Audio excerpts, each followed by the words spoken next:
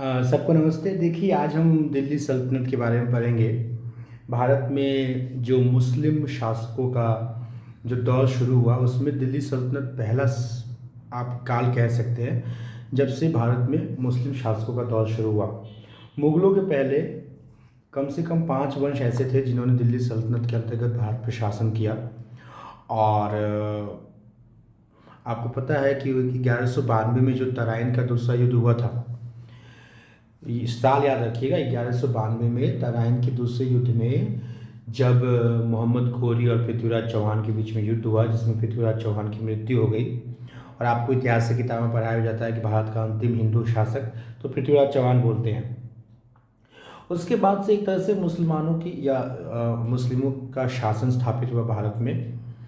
और 1206 में हम ये कह सकते हैं कि दिल्ली सल्तनत की स्थापना हुई और ये लगभग 320 साल तक चला, 1206 से 1526। 1206 आपको इसलिए याद रखना है क्योंकि उस साल दिल्ली सल्तनत की स्थापना हुई। और 1526 में आपको याद होगा पानीपत का पहला युद्ध, जो अंतिम वंश जो था दिल्ली सल्तनत का, लोधी वंश, उसके अंतिम राजा इब्राहिम लोधी और बाबर के बीच में लड़ा गया था, जिसमें इब्राहिम लोधी की हार होती है और उसके साथ ही दिल्ली सल्तनत का अंत हो जाता है और मुगल साम्राज्य भारत में स्थापित होता है। तो हम ये 320 सालों के बारे में पढ़ेंगे। मुख्य मुख्य राजाओं या मैं कहूँ सुल्तानों के बारे में पढ़ेंगे। और जो परीक्षा में दिल्ली सल्तनत से जो सवाल जनरली आते हैं, अधिकतर पूछे जाते हैं, उनको देखेंगे। अगर आप ध्यान से देखिए, सबसे ऊपर मैंने यहाँ पे पहले 5 वंश को लिख दिया है। दिल्ली सल्तनत में ये मुख्य 5 वंश थे और उनका कार्यकाल कब से कब तक था, वो वंश कब से कब उन्होंने शासन किया, वो भी मैंने लिखा है। और वो कितने वर्षों का था वो भी लिखा है, क्योंकि कभी कभी ये भी सवाल आते हैं। एक सवाल तो बहुत साधारण सा सवाल हमेशा पूछता है कि सबसे कम समय तक किस वंश ने शासन किया दिल्ली सल्तनत पे। तो जैसा कि आप देख रहे हैं, वो खिलजी वंश होगा, जो 1290 से 1320 तक, केवल 30 वर्षों तक उसने शासन किया। एक और है सैयद वंश, जिसने केवल 37 वर्षों तक शासन किया। इन दोनों वंशों का, खिलजी वंश और सैयद वंश जैसे आप देख रहे हैं, इनका शासनकाल बहुत कम था। लेकिन खिलजी वंश जो है वो भले ही 30 साल का शासन था, लेकिन वो बहुत ही महत्वपूर्ण है, क्योंकि उसमें आप अलाउद्दीन खिलजी के बारे में पढ़ेंगे और अलाउद्दीन खिलजी से बहुत सारे सवाल आते हैं। तो वो दिल्ली सल्तनत का एक महत्वपूर्ण शासक आप कह सकते हैं उसको। तो सबसे कम चला था खिलजी वंश, सबसे अधिक दिनों तक शासन किया था तुगलक वंश ने। और तुगलक वंश में भी आप एक मोहम्मद बिन तुगलक के बारे में हम पढ़ेंगे, जिसको न जाने क्या क्या बोलते हैं, पागल शासक भी कहते हैं। कभी कभी एग्जाम में आपसे क्रम पूछता है कि सही क्रम क्या है दिल्ली सल्तनत के शासकों का, तो आप याद रखेंगे गुलाम वंश, खिलजी वंश, तुगलक वंश, सैयद वंश और लोधी वंश। लोधी वंश जो है वो अंतिम वंश है दिल्ली सल्तनत का। और आप ये भी आपको पता होना चाहिए कि ये पहला अफगान शासक थे। ये लोधी जो थे ये अफगानी थे और ये पहले अफगानी थे जो भारत पे जिन्होंने शासन किया एक तरह से। या दिल्ली सल्तनत में पहले अफगानी थे लोधी लोग जिन्होंने शासन किया। हम शुरू करेंगे गुलाम वंश से। नाम से ही आपको पता है ये गुलाम वंश है, क्योंकि ये इसके शासक जो थे वो गुलाम थे। और किसके गुलाम थे? तो मैंने पहले नाम लिया मोहम्मद घोरी का, जो पृथ्वीराज चौहान और मोहम्मद घोरी के बीच में जो तराइन का युद्ध हुआ था। और मैंने आपको बोला कि उसके बाद से ही भारत में मुस्लिम शासन एक तरह से शुरू हुआ था। तो उस जो कुतुबुद्दीन ऐबक था, जिसको गुलाम वंश का संस्थापक कहते हैं, वो मोहम्मद घोरी का गुलाम था। इसलिए उसके द्वारा स्थापित शासन जो वंश थी उसको हम गुलाम वंश कहते हैं। 1206 से 1290 तक गुलाम वंश का शासन रहा। सबसे पहला शासक या जिसको आप संस्थापक कह सकते हैं वो कौन था? वो कुतुबुद्दीन ऐबक था। और इसने केवल 4 साल शासन किया, 1206 से 1210, क्योंकि 1210 में इसकी मृत्यु हो गई लाहौर में। कहते हैं चौगान खेलते समय देखिए यहाँ लिखा है, चौगान खेलते समय उसकी मृत्यु हो गई 1210 में, और घोड़े से गिर गया वो और मर गया। इसकी राजधानी लाहौर थी। जो कुतुबुद्दीन ऐबक था वो लाहौर से ही शासन चलाता था और इसको लाख बख्श भी कहते थे। ये देखिए यहाँ पे एक शब्द लिखा हुआ है, लाख बख्श। इसको लाख बख्श भी कहते थे क्योंकि इसने ये बहुत दान देता था। लाख मतलब लाख में बख्श मतलब बख्शना, तो ये लाखों में दान देता था, इसलिए कुतुबुद्दीन ऐबक को लाख बख्श कहते थे। ये सवाल आपके एग्जाम में आता है कि किस शासक को लाख बख्श कहते थे। जो दिल्ली का कुतुब मीनार है, कुतुब मीनार जो दिल्ली का है, वो उसका निर्माण शुरू किया था कुतुबुद्दीन ऐबक ने। इसमें भी कन्फ्यूजन होता है और ये सवाल हमेशा पूछते हैं कि कुतुब मीनार किसने बनवाया था, और कभी कभी ये भी पूछते हैं कि कुतुब मीनार का निर्माण किसने पूरा किया था। तो शुरू किया था कुतुबुद्दीन ऐबक ने, लेकिन पूरा इसने नहीं किया था। पूरा करेगा इल्तुतमिश, जो उसके बाद शासक बनेगा। कुतुबुद्दीन ऐबक ने एक सूफी संत थे ख्वाजा कुतुबुद्दीन बख्तियार काकी, एक सूफी संत है ख्वाजा कुतुबुद्दीन बख्तियार काकी, उनके नाम पर कुतुबुद्दीन ऐबक ने कुतुब मीनार बनाया था। तो कुतुब और कुतुबुद्दीन में कंफ्यूज नहीं होना है। कुतुब मीनार कुतुबुद्दीन ऐबक ने अपने लिए नहीं बनवाया था, बल्कि एक सूफी संत थे ख्वाजा कुतुबुद्दीन बख्तियार काकी, उनके लिए बनाया था, उनके नाम पे बनाना उसने शुरू किया था।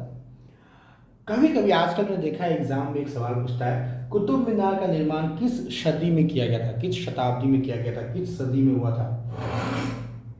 अभी आप देखिए अभी क्या चल रहा है, अभी चल रहा है 2022, मतलब तो खत्म ही हो गया, 23 आने वाला है। इसको हम क्या बोलते हैं, 21वीं सदी। हमेशा इसमें ना कुछ लोग कंफ्यूज होते हैं। देखिए जो साल चलता है, अभी 2000 चल रहा है, 2022, जैसे हम बोलते हैं ना 1947 में भारत आज़ाद हुआ, तो अभी 2022 चल रहा है, हम इसको 2000 बोलते हैं। तो जो साल चलता है ना, उसका एक आगे शताब्दी चलता है। तो 2000 से लेके 2099 तक, 2000 से लेके 2099 तक क्या चलेगा, 21वीं सदी चलेगा। 1900 से लेके 1999 तक क्या था, 20वीं सदी थी, 20वीं सदी का भारत, या भारत आज़ाद कब हुआ, 20वीं सदी में। तो इसीलिए ये कुतुबुद्दीन ऐबक देखिए 1206 से 1210 में है, इल्तुतमिश 1210 से 1236 में शासन कर रहा है, यानी कुतुब मीनार का निर्माण 1200 समथिंग में हुआ मान लीजिए। तो सवाल पूछता है आपसे कि कुतुब मीनार का निर्माण किस सदी में हुआ, तो क्या लिखेंगे आप, 13वीं सदी में, 13वीं सदी में। ये सवाल मैंने देखा है, एक दो एग्जाम में पूछा है, कुतुब मीनार का निर्माण किस सदी में हुआ, तो कुतुब मीनार का निर्माण 13वीं सदी में हुआ, ये आपका जवाब हुआ। कुतुब मीनार का निर्माण 13वीं सदी में हुआ था। ठीक है, तो कुतुबुद्दीन ऐबक, इसकी राजधानी लाहौर थी, इसको लाख बख्श कहते हैं। इसने ख्वाजा कुतुबुद्दीन बख्तियार काकी के नाम पे इसने कुतुब मीनार का निर्माण किया, पूरा नहीं हुआ था, उसकी मौत हो गई थी। और 1210 में लाहौर में ही चौगान खेलते वक्त ये इसकी मृत्यु हो गई थी। और मैंने जैसे पहले आपको बोला, ये मोहम्मद गोरी का गुलाम था। उसके बाद कुतुबुद्दीन ऐबक के बाद शासक कौन बना, इल्तुतमिश। और इल्तुतमिश जो है वो भी एक तरह से हम कह सकते हैं, उसको भी कहते हैं कि वो कुतुबुद्दीन ऐबक का वो गुलाम था। और इसको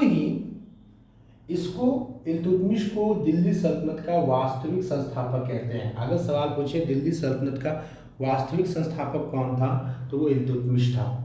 और कुतुबुद्दीन ऐबक के समय में वो बदायूं, आपको पता है यूपी में बदायूं का सूबेदार था, और इसने राजधानी को लाहौर से दिल्ली परिवर्तित किया। दिल्ली को राजधानी इसने बनाया था। तो अगर आपसे सवाल पूछे दिल्ली सल्तनत की राजधानी लाहौर से दिल्ली किसने शिफ्ट की या किसने परिवर्तित किया, तो उसका हम जवाब क्या होगा, उसका जवाब होगा इल्तुतमिश। इल्तुतमिश ने परिवर्तित किया। ठीक है, इसने एक टुकड़ी बनाई थी, एक उसने एक ग्रुप बनाया था जिसको हम बोलते हैं तुर्कान चहलगामी, या इसको नॉर्मल भाषा में आप बोलेंगे चालीसा। चालीसा मतलब 40 लोगों का एक ग्रुप, तुर्कान चहलगामी बनाया था इल्तुतमिश ने। ये भी उसके गुलामी थे। तो जो गुलाम सरदार थे उनकी एक टुकड़ी थी, एक आप बोल सकते हो कॉन्फिडेंशियल ग्रुप था, इसके वफादार थे इल्तुतमिश के। ये उनसे ही सलाह लेके सारे काम करता था, आप ऐसा कह सकते हैं, या पॉलिसी मेकिंग बॉडी आप बोल सकते हैं इनको। तो इल्तुतमिश ने एक तुर्कान चहलगामी बनाया था जिसको आप चालीसा बोलते हैं। ये सवाल भी आपसे पूछते हैं। उसने, ये सबसे इंपॉर्टेंट है, उसने एक 2 सिक्कों का चलन शुरू किया था, चांदी का टंका और तांबे का जीतल। एग्जाम में ये सवाल पूछता है किस शासक ने, दिल्ली सल्तनत के किस शासक ने तांबे का ब्रॉन्ज आप कह सकते हो, तांबे का जित्तल ऐसा सिक्का चलाया था, तो उसका जवाब क्या होगा, इल्तुतमिश। और चांदी का टंका किसने चलाया था, इल्तुतमिश।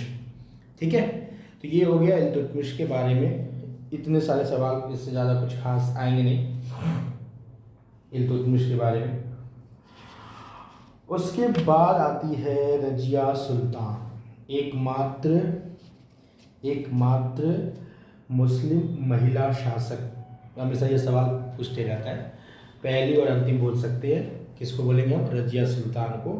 रजिया सुल्तान जो थी, कौन थी, वो इल्तुतमिश की बेटी थी।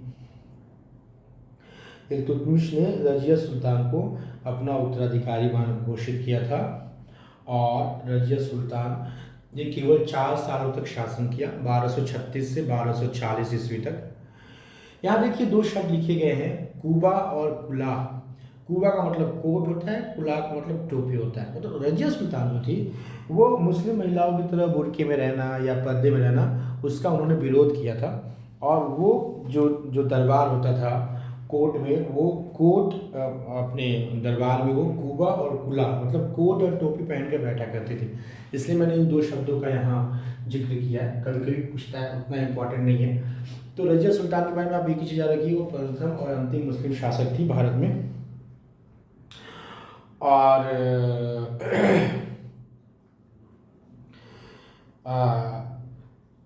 जो ये, अब जैसे आप देखिए ये वफादार गुलामों की जो टुकड़ी थी, तुर्गाने, चहलगामी या चालीसा, अब इनको तो पसंद नहीं आया कि एक औरत शासक बन जाएगी, तो वो कूटनीति अंदर वो षड्यंत्र चलते रहता था। तो रजिया सुल्तान का ये भाई था बहराम शाह। बहराम शाह को इन चालीसा की, ये चालीसा जो थे, ये जो सरदारों का ग्रुप था, इन्होंने बहराम शाह को 1240 में दिल्ली के गद्दी पर इन्होंने बैठाया बहराम शाह को। और 1240 में ही बहराम शाह से युद्ध में रजिया सुल्तान हार गई और उनकी मौत हो गई, उनको मार दिया गया। ठीक है, उसके बाद छोटे छोटे कुछ राजा हो गए जो उतने इंपॉर्टेंट नहीं है आपके लिए एग्जाम में। उसके बाद डायरेक्ट हम आएंगे 1265 में, जब आता है बलबन।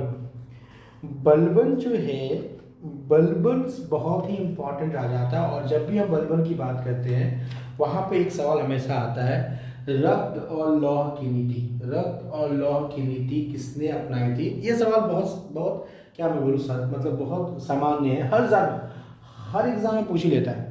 तो रक्त और लौह की नीति किसने अपनाई थी, वो बलबन ने अपनाई थी।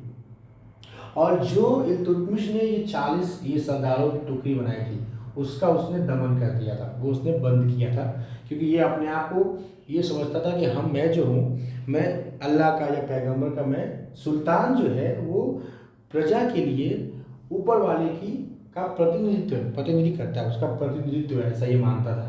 तो वो किसी की राय सलाह लेने में विश्वास नहीं करता था, इसलिए उसने 40 दल को खत्म भी कर दिया। एक ये भी आता है कि इसको उलुग खान भी बोलते थे। सवाल आता है कि किस शासक को, दिल्ली सल्तनत के किस शासक को उलुग खान बोलते थे, वो बलबन है। इसने ये 2 सिस्टम शुरू किया था। पहला क्या है, सिजदा, दूसरा पागोस। सिजदा मतलब क्या होता है, घुटनों के बल बैठ के जो आप सलाम करते हो सुल्तान को, तो वो ये उसको सिजदा बोलते हैं। और पागोस मतलब सुल्तान के चरण चूमना, पैर चूमना। तो ये 2 सिस्टम, सिजदा सिस्टम और पागोस प्रथा बोल सकते हैं, सिस्टम तो नहीं बोलेंगे, सिजदा प्रथा और पागोस प्रथा, इसकी शुरुआत भी किसने की थी, बलबन ने ही की थी।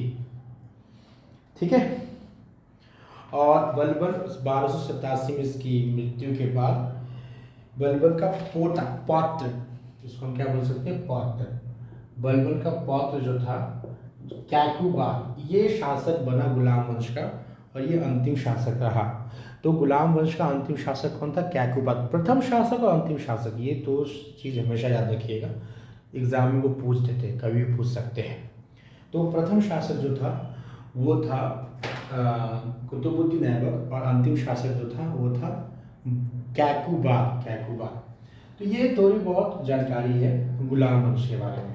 ठीक है, शुरू में दिल्ली सल्तनत की पहली राजधानी पूछे तो क्या हुआ, लाहौर। उसको दिल्ली किसने ट्रांसफर किया, उसमें ट्रांसफ़र किया इल्तुतमिश ने। ठीक है, दिल्ली सल्तनत में ये 320 वर्ष के शासनकाल में बहुत बार राजधानी बदलेगी। बाद में एक पागल राजा भी आएगा मोहम्मद बिन तुगलक, उसके बारे में हम देखेंगे। चलिए, उसके बाद आता है, ये हमारा गुलाम वंश हो गया। उसके बाद आता है खिलजी वंश। खिलजी वंश का शासनकाल, जैसे मैंने आपको बोला, सबसे कम समय तक दिल्ली सल्तनत पर शासन करने वाले राजा जो वंशज थे वो कौन थे? वो खिलजी थे। खिलजियों ने सबसे कम शासन किया, केवल 30 साल तक। खिलजी वंश का संस्थापक किसको बोलते हैं? जलालुद्दीन खिलजी को। ठीक है, ये जो जलालुद्दीन खिलजी जो था ना, जलालुद्दीन खिलजी एक्चुअली ये बलबन के लिए ही काम करता था, बलबन के अंदर काम करता था। लेकिन जो बलबन का पौत्र जो शासक बना कैकुबा, उसके अंदर वो दम नहीं था। तो जलालुद्दीन खिलजी ने क्या किया? कैकू की बात की हत्या करवा के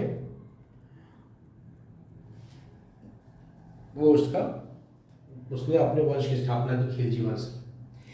ये जिसने 6 वर्षों तक शासन किया, इसके शासनकाल में कुछ खास ऐसा नहीं है।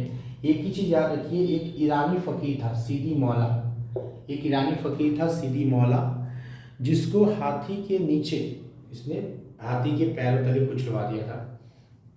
ये उनकी क्रूरता है। पता नहीं, सवाल कोई पूछ दे, ऐसे सवाल नहीं पूछने चाहिए, क्या मतलब है उनका। तो इसके बारे में इतना ही है। इसके बाद आया अलाउद्दीन खिलजी, ये बहुत इंपॉर्टेंट है ना। बहुत सारे मूवीज आप देखते होंगे ना, मूवी विवाद मूवी, तो ये अलाउद्दीन खिलजी से आता है। अलाउद्दीन खिलजी का शासन 20 वर्षों का था, 1296 से 1316 तक, लेकिन बहुत बहुत महत्वपूर्ण है। अलाउद्दीन खिलजी से बहुत सवाल आते हैं, इसने बहुत बहुत सारे काम किए थे।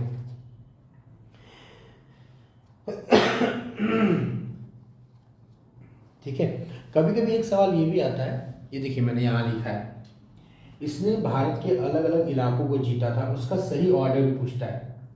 सबसे पहले उसने जीता गुजरात, फिर रणथंभौर, फिर चित्तौड़, मालवा। एक सही ऑर्डर है, एग्जाम में पूछ देगा सही क्रम में। अलाउद्दीन खिलजी द्वारा जीते गए राज्यों को या साम्राज्य का सही संगठन बताइए। तो गुजरात ये 1297 या 98 में, ये 1301 में, ये चित्तौड़ 1303 में, और मालवा 1306 में। इस तरह से इसने जीता था।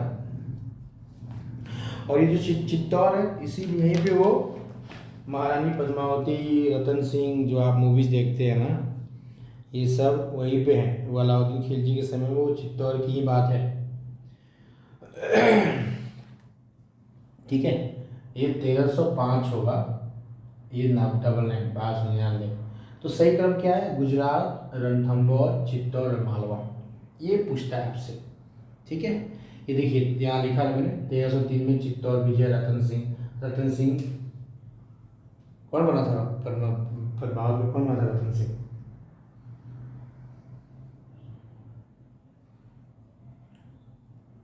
कौन बना था? क्या नाम हो शेर होगा, जो भी बना हो। ठीक है, अलाउद्दीन खिलजी तो रणवीर सिंह बना था। तो रानी पद्मावती का इसी से साथ है, ये क्रम याद रखिएगा, है ना। आपने एक नाम सुना होगा, अमीर खुसरो। अमीर खुसरो, जिनको आप क्या बोलते हैं? तूतीय हिंद भी बोलते हैं। तूतीय हिंद भी बोलते हैं। अमीर खुसरो इसके शासन, हालांकि अमीर खुसरो बलबन के समय में भी थे, लेकिन अगर पूछे कि अमीर खुसरो किसके दरबार में थे, तो उसका जवाब हम क्या लिखेंगे? अलाउद्दीन खिलजी। अलाउद्दीन खिलजी के समय, अलाउद्दीन खिलजी के शासनकाल में अमीर खुसरो उनके दरबार में थे, उनके कोर्ट में थे। और इसने, अलाउद्दीन खिलजी ने एक उपाधि ली थी, सिकंदर द्वितीय। सिकंदर द्वितीय की उपाधि अलाउद्दीन खिलजी ने ली थी। ये जो यहाँ लिखा हो ना, विश्व का सुल्तान, जनता का चरवाहा, ये सब इसके नाम थे। और ये सब इसको नाम किसने दिए थे? अमीर खुसरो ने। अमीर खुसरो ने ही अलाउद्दीन खिलजी को जनता का चरवाहा कहा, विश्व का सुल्तान कहा, ये सब नाम दिए। इसने बहुत सारे काम किए, बहुत सारे कर इसने लगाए, बहुत सारे नए करों की शुरुआत की, स्थायी सेना की शुरुआत इसने की। स्थायी सेना की शुरुआत इसने की, और उन सेना को नगद, जो होता है ना मंथली इनकम आता है, नगद में उनको पेमेंट देना शुरू किया अलाउद्दीन खिलजी ने। ठीक है, नकद नकद वेतन देना शुरू किया अलाउद्दीन खिलजी ने। बाजार नियंत्रण नीति मतलब बोलेंगे मार्केट कंट्रोल पॉलिसी इसने बनाई, इसने नियम लगाया कि आप हर वस्तुओं को एक तरह से उसने बांटा कि ये पर्टिकुलर आइटम इस मार्केट में बिकेंगे और इतने ही दाम पे बिकेंगे, उससे ज़्यादा आप नहीं बेच सकते, इस मार्केट के बाहर नहीं बेच सकते।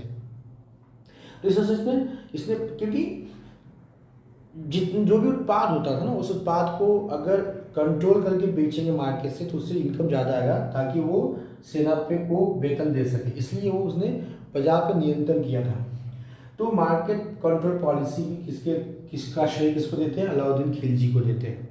इसने आवास कर लगाया था, जिसको घरी कर कहते हैं, ठीक है, हाउस टैक्स बोल सकते हैं।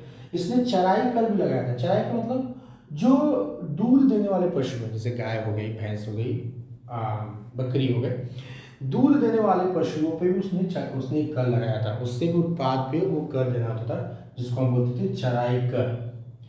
और भूमि के आय से जो राजस्व होगा उस पर उसने कर लगाया था, ठीक है।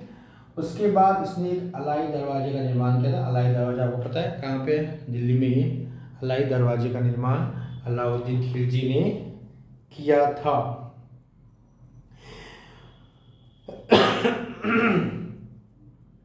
ठीक है। अस्थाई सेना इसने बनाई थी। उसके बाद इसने राशन व्यवस्था की भी शुरुआत भी की थी। बाजार विनियम में जो किया था। मैं एक सेपरेट वीडियो बनाऊंगा जिसमें मैं दिल्ली सल्तनत के समय बहुत सारे डिपार्टमेंट थे, उन डिपार्टमेंट के नाम और उसका क्या मतलब है वो मैं आपको बाद में बताऊंगा। उससे भी कभी कभी क्या है, सवाल पूछे जाते हैं, जैसे दीवाने वकूफ़ क्या है, दीवाने अमीर कोही क्या है, दीवाने अशरफ क्या है, ये सब क्या होते हैं, इस सब के बारे में हम देखेंगे, बाद में पढ़ेंगे एक अलग वीडियो में, ठीक है। और अलग अलग तरह के कर लिए जाते हैं दिल्ली सल्तनत में, उसके बारे में भी एक वीडियो बना के हम देखेंगे वो क्या है। तो ये थोड़ा बहुत था अलाउद्दीन खिलजी के बारे में। आप देखते हैं 1316 में उसकी मृत्यु हो जाती है और उसके बाद मुबारक शाह खिलजी वंश का शासक बनता है और यही अंतिम शासक है। 1320 में इसकी भी कहानी हो जाती है। तो सबसे कम समय तक दिल्ली सल्तनत पर शासन करने वाला वंश क्या था? खिलजी वंश था। उसका जो राजा था अलाउद्दीन खिलजी, वो बहुत महत्वपूर्ण है। इसका प्रथम शासक जलाउद्दीन खिलजी, अंतिम शासक मुबारक शाह, ये याद रखिए, ये जरूरी है। अब आता है तुगलक वंश। तुगलक वंश दिल्ली सल्तनत पे शासन करने वाला सबसे ज़्यादा समय तक शासन करने वाला वंश था तुगलक वंश। और इसमें एक बहुत ही फेमस राजा हुआ मोहम्मद बिन तुगलक। हालांकि फिरोज शाह तुगलक भी बहुत महान राजा था, शासक था, लेकिन मोहम्मद बिन तुगलक के बारे में बहुत सारे सवाल आते हैं जो हम पढ़ेंगे। तुगलक वंश की स्थापना 1320 में हुई और तुगलक वंश के स्थापक जो थे उसका क्या नाम था? गयासुद्दीन तुगलक। इसको गाजी मलिक भी कहते हैं, याद रखिए, कभी ये भी नाम आता है, गाजी मलिक। गाजी मलिक भी इसको कहते हैं। ये तुगलक वंश का संस्थापक था गाजी मलिक। इसके बारे में हम क्या करेंगे कि इसने नहरों का निर्माण किया था सिंचाई के लिए। ये पहला शासक था तुगलक वंश में, गयासुद्दीन तुगलक, जिसने सिंचाई हेतु नहरों का निर्माण किया था।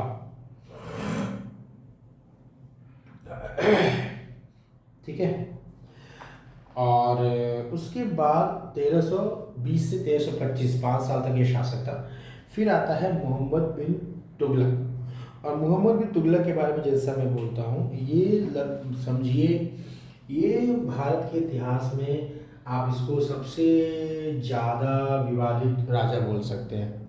इतनी कंट्रोवर्सीज इसके साथ है, इतनी कंट्रोवर्सीज है कि कभी कभी लोग उस पर हंसते भी। हंसना ही चाहिए, उसने ऐसे बेवकूफ़ वाले काम किए कि आपको उस पर हंसी ही आएगी,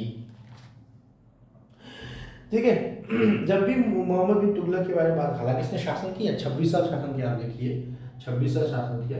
इसके शासनकाल में इब्न बतूता आया था, ये मोरक्को का था, अफ्रीकी यात्री। मोरक्को अभी आपने देखा होगा न्यूज़ में, फीफा वर्ल्ड कप हुआ है ना, सेमीफाइनल तक गई थी ना मोरक्को।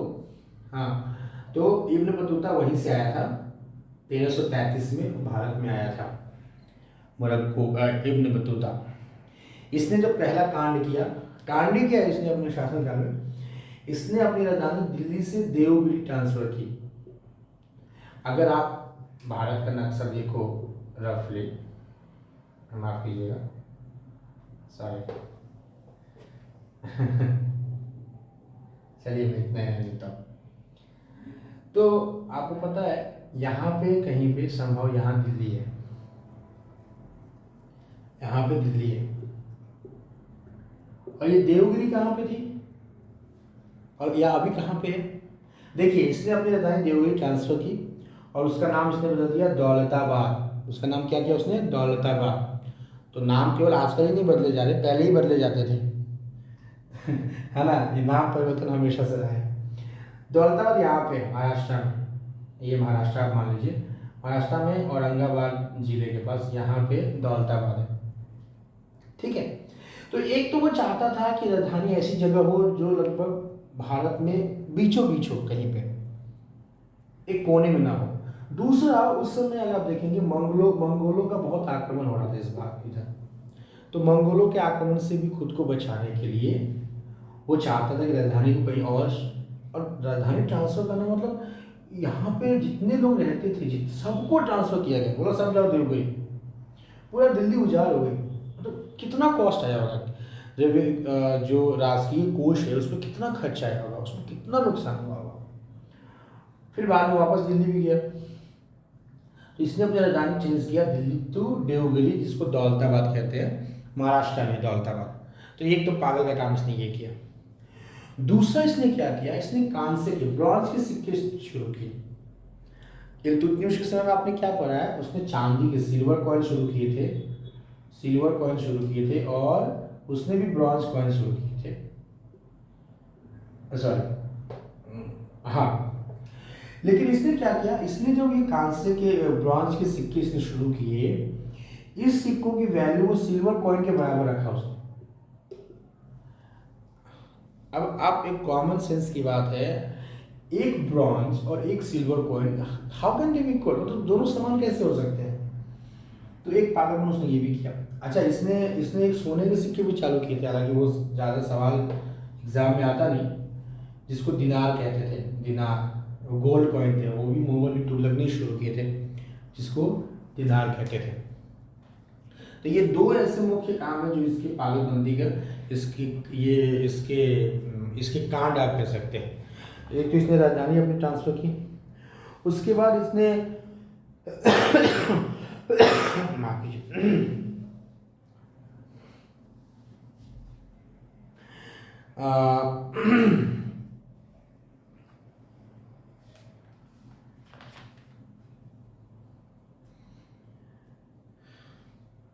ठीक है।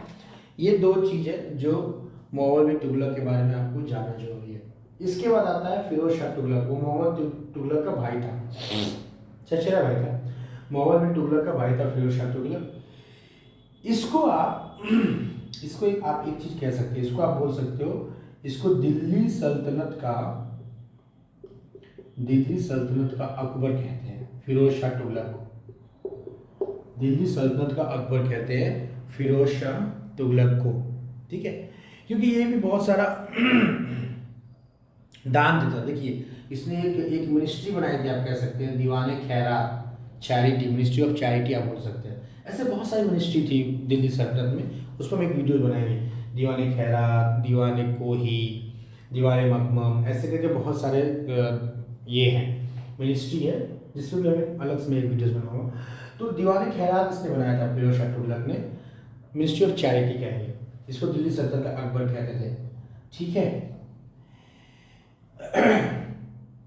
ये पहला शासक था जिसने आमदनी का ब्यौरा निकाला मतलब जो इनकम होती थी उसका एक तरह से, मैं क्या बोलूँ, उसका बैलेंस शीट बनाना या उसका एक रिकॉर्ड रखना, वो शुरू किया था फिरोज शाह तुगलक ने।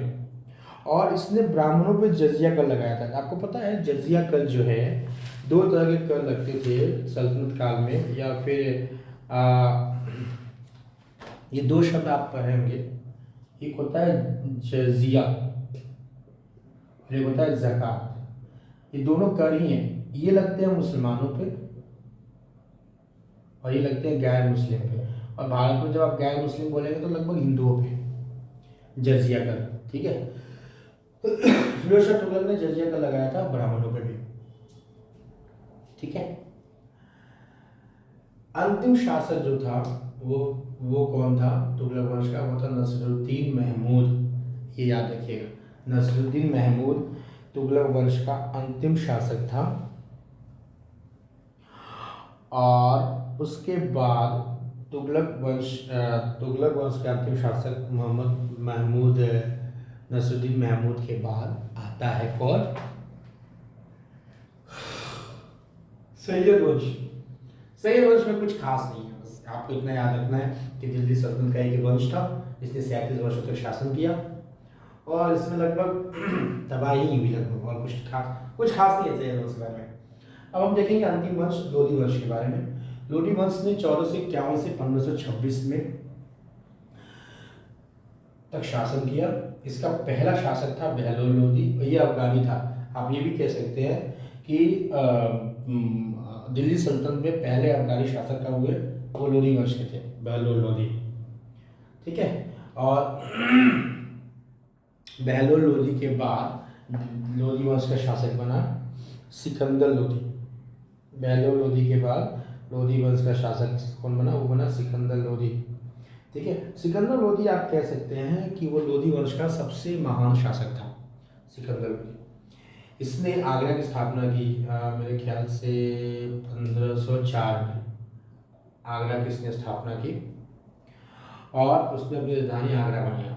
देखिए राजधानी कैसे परिवर्तित हो रही है, पहले लाहौर थी, फिर दिल्ली गई, फिर मोहम्मद बिन तुगलक ने उसको दौलताबाद ले गया, फिर वापस दिल्ली आई, फिर सिकंदर लोधी आगरा में उसने राजधानी। इसलिए आप देखोगे जब आप मुगल साम्राज्य पढ़ोगे, मुगलों की पहली राजधानी क्या थी? आगरा थी। क्यों? क्योंकि मुगलों के आने के पहले लोधी वंश था, दिल्ली सल्तनत था, और दिल्ली सल्तनत के अंतिम समय में राजधानी क्या हुई थी? आगरा हुई थी।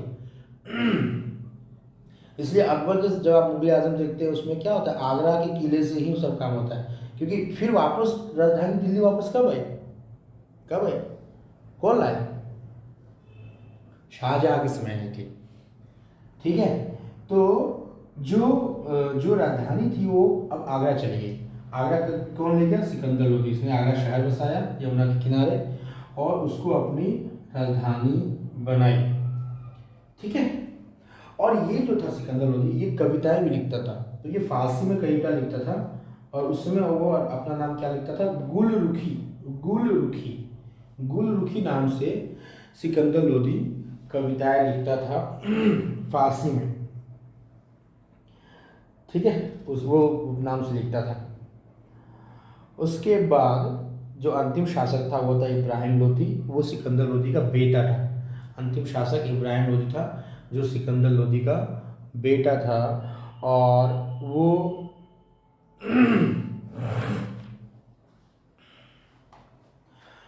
1517 से 1500 एक युद्ध एक इसमें इसके साथ में एक युद्ध होता है, घोटाली का युद्ध।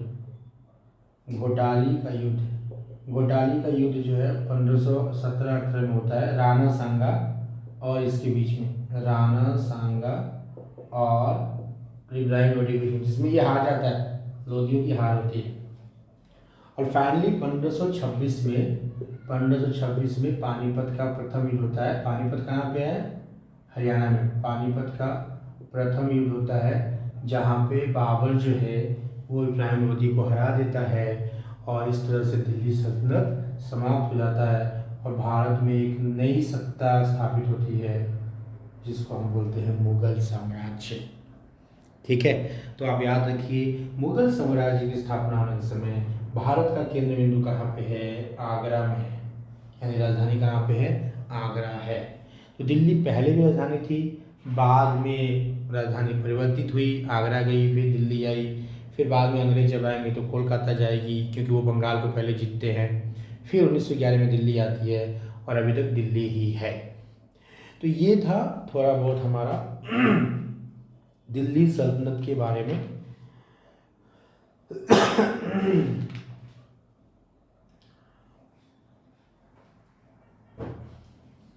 उम्मीद है आपको आपके लायक कुछ जानकारी से मिली होगी। एक वीडियो और आएगा, पार्ट 2 आप कह सकते हैं, दिल्ली सल्तनत के बारे में, जिसमें हम जितने तरह के कर उसमें लगाए जाते थे, चाहे वो भूमि राजस्व पे कर हो, चाहे वो अलग अलग तरह का कर हो, और जितने तरह की वो उस समय मिनिस्ट्री थी, जैसे आज आज देखते हैं ना, वित्त मंत्रालय है, तो गृह मंत्रालय है, विदेश मंत्रालय, उसमें उस समय के मंत्रालय जो थे वो कब कब स्थापित किए गए, किस राजा ने स्थापित किए, किस सुल्तान ने स्थापित किए, और उसका क्या नाम था, उसके बारे में मैं एक छोटी सी एक वीडियो बनाऊंगा, जिसमें क्योंकि उससे कुछ कुछ सवाल आते हैं। अदरवाइज 70% सवाल दिल्ली सल्तनत से इन्हीं सब चीज़ों पे आते हैं, और इतना आप पढ़ के नोट्स वगैरह बना लेंगे तो काफ़ी है। ठीक है, ओके, धन्यवाद।